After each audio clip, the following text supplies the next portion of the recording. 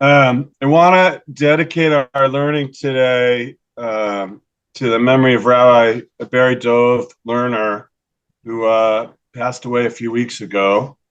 And I do that for a few reasons. First, I met him when I was 10 or 11 at Camp Ramah, New England. He was taught archery and Torah at Camp Ramah. But he was, if you've been here for a while, you might have been sitting next to him in the Zoom room. He was a regular attender of this space, and someone who after class would often leave me an email or a voicemail with some question or comment about what we had done together. And I think about him because this week, one of the texts we're going to look at is a Breita from the Talmud about what the obligations for parents are to their children. And one of them is we'll talk about in detail in a second, but it was about teaching them a trade and teaching them skills. And Rabbi Lerner's gift was and commitment to this teaching was that he taught kids archery at camp. And you would think, I always saw it as fitting into the Breita that we're going to look at in a minute that said, right, part of teaching Torah is teaching practical things too that don't necessarily come from the Torah. And he was someone who thought everyone should have a place and everyone should get to succeed and thrive. And for some kids, it was on the archery field pitch. I don't know what the right word for that is. And what I knew was he was really committed to teaching because no matter if you wanted to be a good archer, he would work with you as long as it took to help you hit the target. And while doing so, he got to know you, and then he became your teacher of Torah. And the Torah I learned from him most is the archery metaphor that fits for this season, which is that when you shoot at the target and miss, it's called, the Hebrew word for that is chet, which is the word we use for also sin, right? A misdoing. And he says, right, sin is not some bad, evil act. Sin is just when you aim, your intention is to go in one direction and you miss a little bit, and you just have to work at it to correct. And I think about that a lot at this time of year, and I think about him in this space as someone who studied Talmud with us, and especially because it fits with the theme of this Breita that I'm going to start off with. Anyways, an opening comment. I'm putting into the chat a link to the document if you would like to see it on your own, and I'm going to share my screen. Share the right screen, and we will get started. Okay. So this is the Breita that I was referring to. We learned it a little earlier in the week. The sages taught in a Breita. A parent is obligated to circumcise their child if the child is male and to redeem them, right? Pidyon haben, redeeming them from service in the priesthood if the male child is firstborn. And a parent's obligated to teach the child Torah and to arrange a marriage for them. This particular practice has fallen out of practice. I think my kids are going to be in charge of finding their own life partner. And that's the way of the world these days, but the rest are very much on the list. And to teach them a trade. And some say also to swim. I love that addition there, right? Teach them a trade. You want them to have something to be able that they can do, right? Some useful skill. And then there's a particular addition that some add swim.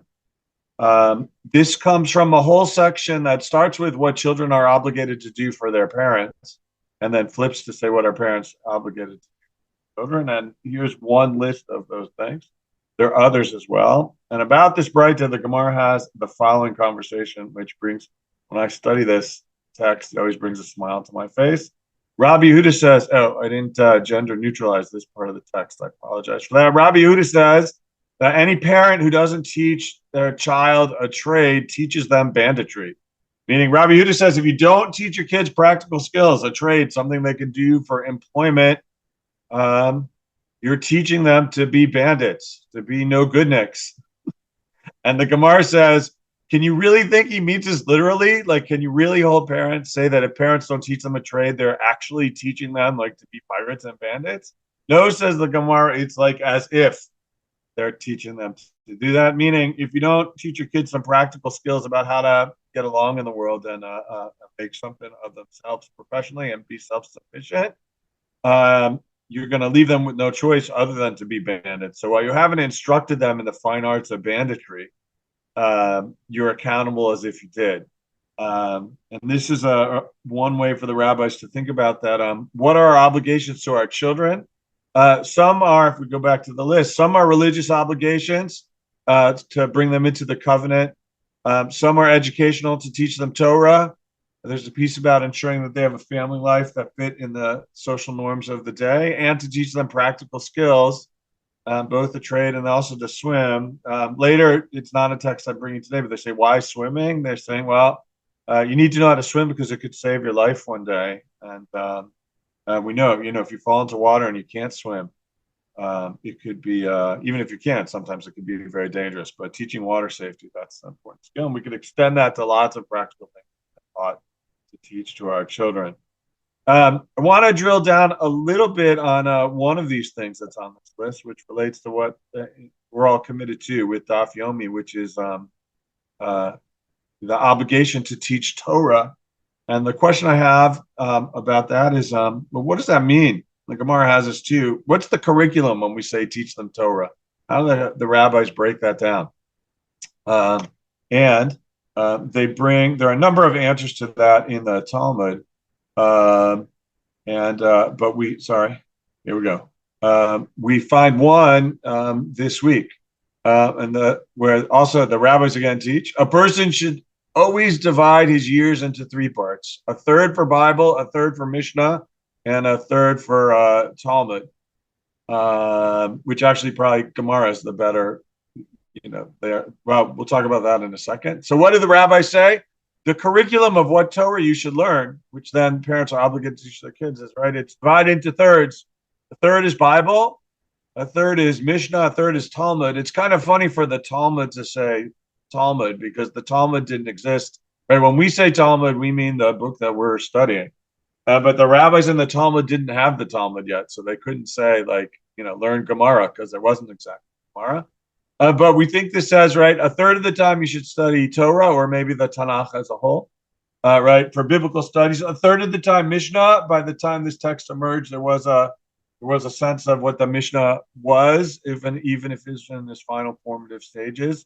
Right, the short text, maybe Mishnayot, maybe Brightot, right, things that ended up on the cutting floor, but are still part of the tradition because I quoted later. That tells us some of the rules and opinions about how to put the Bible into practice. And a third for discussing the Mishnah and exploring it. So it may be doing the process of Talmud, that kind of learning, which we get a sense of what that is now that we have the book that we've been studying.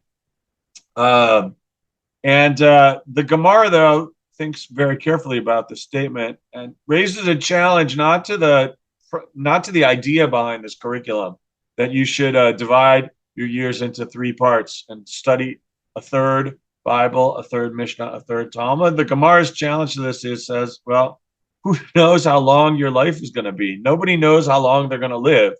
So how can I study Bible for the first third of my life and then switch to Mishnah and then switch to Talmud unless I know the full number of years, right? To divide my lifespan into three, I have to know how long I'm going to live. And so you can't divide your years into three parts because we don't have a crystal ball about how long we're going to be here. So no, says the Gemara, right? This teaching is necessary, right? Not because we literally divide our life into thirds by years, but we do so by days. We divide days. There are a couple opinions about what this means. Rashi says this means the days of the week.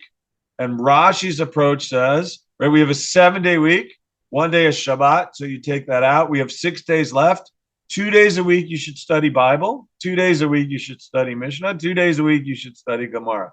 So that's a third, a third, a third. And it's a way to have that rotation each week that, you have 2 days. And Rashi doesn't stipulate if it's, 2 days in a row or you do 1, 1, 1, and then 1, 1, 1. But either way, he says, divide up the days of the week and each day should have one of these thirds, Bible, Mishnah, Gemara. And that's how you should divide up the week. The Tosfot comes and says on our page, wait a minute, Rashi, the same objection that the Gemara raises for years could come to days. We don't know how long we're going to live, so in a particular week, if the end of our life comes midweek, we won't have exactly divided up evenly. And it shouldn't be that you do a third of your 2 days a week Bible, 2 days a week Mishnah, 2 days a week Talmud. Let's get even more narrow. Each day you should, whatever your study time is, divide it into 3 equal sections: Bible, Mishnah, Talmud. As far as I know, no one comes and says, "Hey, Tosafot, that could fall to the same objection, and you should do it by minutes or by sections." At some time, at some point, if we would reduce this, it's reductio ad absurdum, right? If we get too small. So people seem satisfied, at least the commentators I saw, with the Tosafot's answer that when you divide into thirds, each day your study time should be divided into thirds. So I don't know about you, but for me, in this period of my life when I'm studying Daf Yomi, this balance has fallen out of the wayside for me.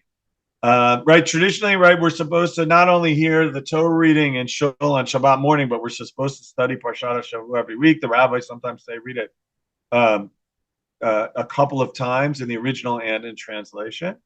And their study of Mishnah and their study of Gemara. Well, I have to say, since I've started Daf Yomi, most of my reading time is reading Talmud, which does include Mishnah and Gemara, but the proportion is not equal of Mishnah to Gemara. And in the last 3 years or so, however long it's been, I'm not exactly following this rule, this advice of the rabbis, right? My Bible and Mishnah study have reduced, and my Talmud study has come to dominate. And a question becomes that I've been thinking about is that okay? What do we think about that? And it turns out that the Tosafot I was just talking to refers us to another source that might be helpful to all of us who are spending more time reading the Bavli these days than other things. And I'm jumping, I don't know, a year and a half ahead, maybe. When does Sanhedrin come? We could look at our Daf Yomi calendars. But in Masechet Sanhedrin, the Gemara asks a question: what does Bavel, the Hebrew word, right, for Babylonia, mean? They're sort of saying, like, let's take the word Bavel, which I guess it's open for midrashic interpretation because the name Bavel shows up in the Bible. Reference to Babylonia, where the Babylonian sages live, right? Migdal Bavel, the Tower of Babel, is a story that goes back to early in Genesis, which we're going to read in a couple of weeks. But the rabbis ask, what's the meaning of this name, Bavel? And the interpretation they bring on this page, there are others in other places. Rabbi Yochanan says, Bavel means mixed up, blula, right? There's Bavel has a one Hebrew letter bet, 2 bets and a lamed. This blula has, right, 1 bet and 2 lamed. So there's a linguistic connection, even though the roots aren't connected. But he says Bavel means like blula, mixed up. It means it's, right, Bavel is mixed up with Bible and mixed up with Mishnah and mixed up with Talmud. What's Rabbi Yochanan saying here? Rabbi Yochanan is saying, well, the Talmud Bavli is a mix. It's not just Talmud. It has Bible and Mishnah and Gemara. It's got all 3. And I think you'll see from what comes next, Rabbi Yochanan says, like, this is a good thing. I want to circle back to Rabbi Yochanan in a second, but I couldn't resist the next opinion that came. Other sages present something different. They quote from Lamentations, Echa, the Megillah, about the destruction of the temple in Jerusalem that we read on Tisha B'Av. Not the happiest of our books, but they quote a verse. God has made me dwell in dark places as those that have been long dead. The lament of the poet for the darkness of the destruction. Rabbi Yirmiyah, an Amora, rabbi of the Gemara from Eretz Yisrael, says this verse is a reference to the Talmud of Babylonia. The Talmud of Babylonia is a dark place, and if you spend too much time with it, it feels like you've been long dead. I know some people who don't take to the reading of the Talmud. some say Rabbi Yirmiyah is saying this is a knock on the Babylonian Talmud and what it looks like compared to like the scholarship in Eretz Israel, and it has to do with the rival between the two centers, right? Sometimes the rabbis of Eretz Israel and the rabbis of Babylonia are like Red Sox and Yankees fans, or Michigan and Ohio State fans. If you're Midwesterners, I wish I had the European soccer reference for this for those of you across the pond. But it could be just the reference, but it might be Rabbi Yirmiyah saying, you know what, the Talmud's just not for me, and he says it in a really stark sort of way. But to go back to Rabbi Yochanan says, um, Bavel, I mean, right, the place where they're at, but what becomes the name of the Talmud, the Bavli, it's descriptive of the book. It's a mix of Bible, a mix of Mishnah, and a mix of Talmud. And what's interesting about this is here's what related back to the original text. This is what the Rabbeinu Tam, who's Rashi's grandson, who's one of the commentators that's part of the Tosafot commentary, says. He says about this. Because we study our Talmud, which means the Bavli, although Rabbeinu Tam is interesting, he calls it our Talmud because it became the Talmud that we all study. But Rabbeinu Tam was from France and not Babylonia, right? He didn't spend a day in Babylonia, but it became his Talmud. But because we study our Talmud, meaning the Bavli, we're exempt from the rabbin from following what the rabbi said. I'll go back a page that we have to study a third Bible, a third Mishnah, and a third Talmud. Right? Why? Because the Bavli is mixed up between all three, and if you study the Bavli, you get it all, and that exempts you from this notion that you need to study Bible a third of the time, Mishnah a third of the time, and Talmud a third of the time. Just studying Talmud in the form that we have it does the trick because they're all mixed together. And he notes, and I want to add this for those, I don't know if there are morning minyan people in this group, people who go to, who are morning daveners, who go to pray every morning shacharit. He notes, though, that in our Siddur, before Psukei de Zimra, way at the beginning, in the early pages, in a traditional Siddur, there's a section where every morning you would recite the passage from the Torah about the daily sacrifice, because there's a way in which the structure of our tefillot and when they are parallels of the sacrifices. And you would read from the Mishnah a chapter, Ezu Mikoman Shel Korbanot, right? So Zvachim, what's the place? It's a Mishnah chapter describing how the sacrifices took place, followed by a passage by Rabbi Yishmael, which is a Braita about the 13 different ways that we use midrash to interpret biblical verses, and it's considered sort of a Gemara kind of text. It appears in a midrash and is referred to in the Gemara all the time. But Rabbeinu Tam notes that we study Talmud Bavli; it fulfills our expectation, but still we have this tradition when we start praying in the morning, say a bracha for study of Torah. What do? We study a passage, a Mishnah passage, and a Talmudic passage. And that's another way we can fulfill this practice by doing a third of our very first study in the morning. In the Siddur I use every day, the texts have been changed and updated to things that are a little more maybe modern, or at least in the eyes of the editors, relevant. But if you're one of those people, well, like my father-in-law, who likes to get to shul really, really early, there is this practice of starting your day with study and mixing in Bible, Mishnah, and Talmud, and doing that in part because of this text that we saw this week. And the question about how we do that, and does I'm going to stop sharing and come back to you. Does sorry, my button seems not to be working here.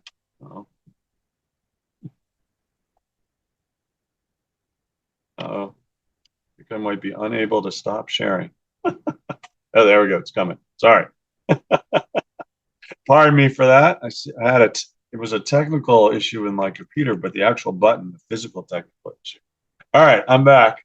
And so I guess the question I would leave us with to think about, which you can put some kind of answer into the chat, or if you want to share what your answer might be, we have time to take some voices for that.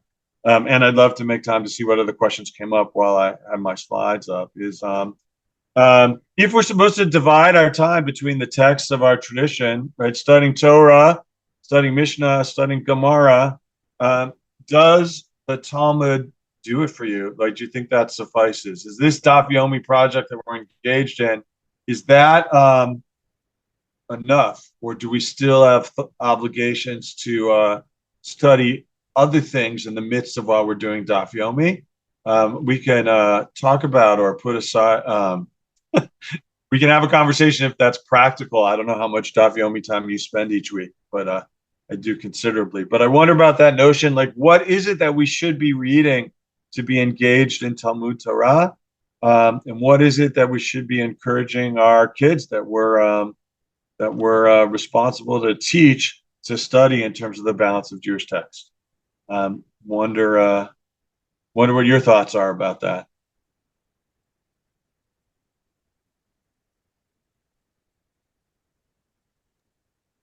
Thank you so much.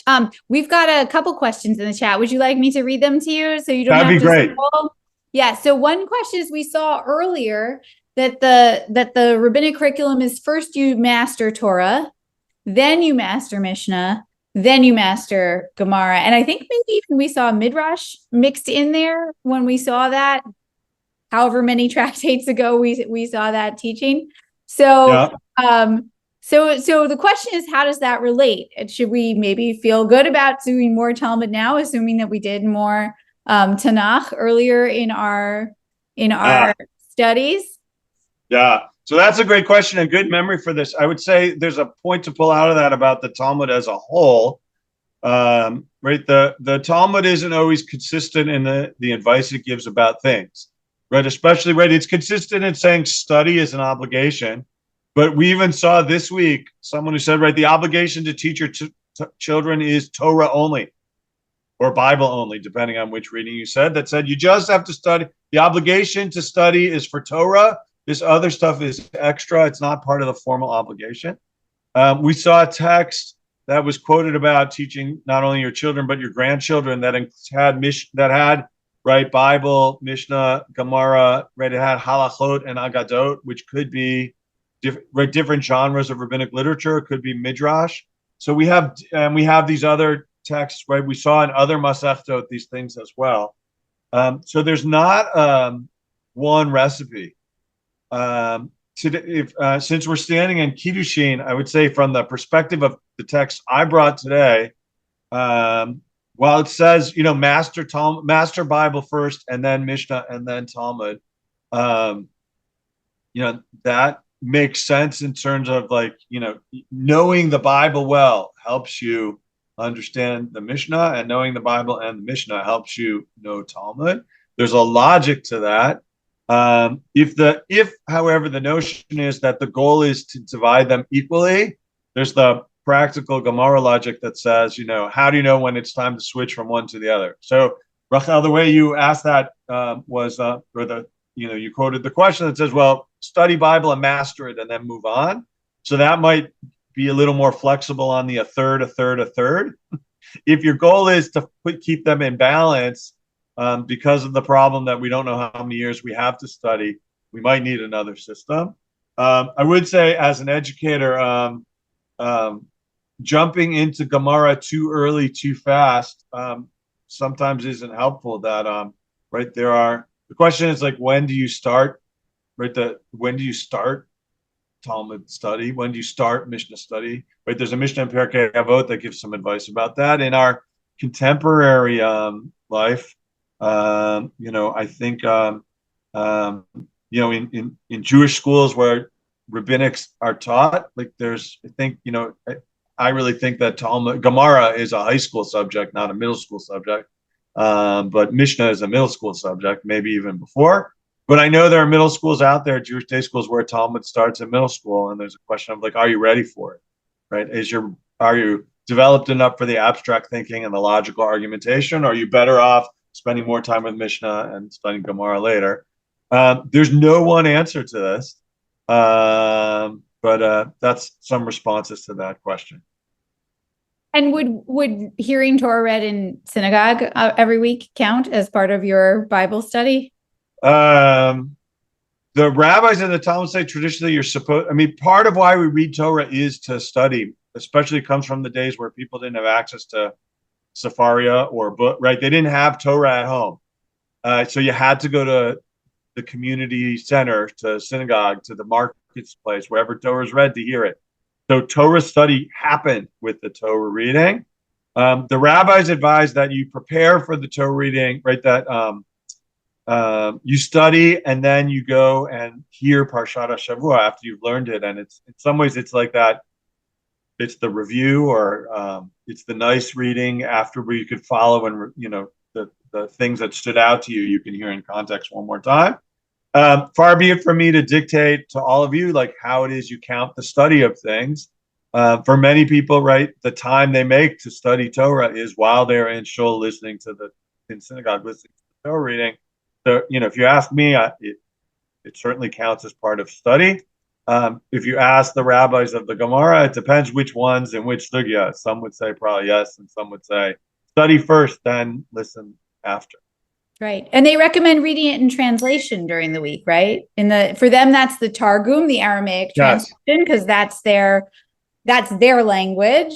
Because Hebrew wasn't their primary language, Aramaic was. And so they would read the Targum during am I remembering this correctly? I think that's right. They say you're supposed to read in translation and the original as part of your prep. And even in the ritual performative reading of Torah, the Torah reader would read and then Paryan, someone would follow by like shouting out the Aramaic translation. It was before the printing press, right? We couldn't deliver Chumashim with the translation and whatever the local language is. There was a human who did that, who served as like the Chumash and the seats. Maybe their voice got tired, but you didn't need as many books in there, or we didn't have books. But it was part of the process that the rabbis understood. You had to study Torah, and not everyone understood the language of Torah, especially when Hebrew wasn't the spoken language of our people. And studying Torah in translation was, you checked off the box for that. It was a preferred practice because you were supposed to understand it. Okay, one more question before we go. And by the way, if any of you are taking Rosh Hashanah as an opportunity to make new study commitments, maybe today's discussion will be inspiring for you for thinking about how you want to structure your Jewish learning moving forward. But let me move backward to one question we had earlier. These texts, and this is always a question in translating rabbinic texts, right? It says a father, an Av teaches a Ben, a son. And we know that sometimes it's possible to translate these things gender neutrally. And sometimes we even prefer to translate them gender neutrally if it matches our contemporary values. But here it seems like probably what the rabbis have in mind is a father and a son. Yes, right. I used that preference for gender neutral translation on my first slide, and then it didn't continue into the second slide. So I apologize for that. The rabbis in their own context, well, I would say this, they're talking about fathers and sons, and they mean that pretty directly. Some of the conversation that we saw this week is, how do we know this is for an obligation for the father and not the mother? And as we know, we learned, I'm a little ahead of my Daf Yomi reading. I hope this isn't a spoiler. We saw it already. The rabbis in the Talmud say you can't always learn from general principles. So the general principle that this is obligation for father to son, right? The rabbis do then come up and say, well, how do we know it's not mothers? How do we know it's not daughters? And some of the things on the list end up being for both. So it's not, but yes, I would say in the original context, this was talking about fathers and sons, and the obligation for the rabbis for who has to make sure that a male child is circumcised falls on the father until the child reaches the age of 13 when they become a Jewish adult. If their father hadn't circumcised them, the rabbis say it transfers to the self to get yourself circumcised. But it's the father's obligation, not the mother's obligation. But as you've seen, that's another theme from this week, where the Mishnayot and the Braitot that we're talking about are very gendered, and the rabbis ask a lot, how do we know it's just one parent and not both? How do we know it's just one gender child and not more? And sometimes they follow the gender norms of their day, and sometimes it's expansive. And of course, about the fact is that for as we know, any rule in the Talmud has exceptions, and the rabbis explore that. So your question, who's ever questioned that, was the rabbis asked that this week too, and some of the back and forth this week was about how do we take these gender texts and do we read them more broadly or not? Um, you know, in my understanding of how we put these texts into practice this day, in our day, it's I implement, as a in my context, anyways. I think we should implement them in a gender neutral sort of way and look at parents and children and different ways the obligation that these because that's the world that where I am rooted. But you could say it's clear that the rabbis weren't as well. All right. Okay, I think we will leave it there because we have reached the top of the hour, whatever hour it is in your time zone. Thank you, everybody, for being here and for your meaningful questions. We can never answer every. We keep going every week and every year. And we wish you all a Shana Tova U'Mituka. May there be good things ahead for all of us in the coming year. We very much hope. Okay. And we will see you in that new year in 1 week's time. Bye, everyone. Take care, everybody. Shana Tova. Shana Tova.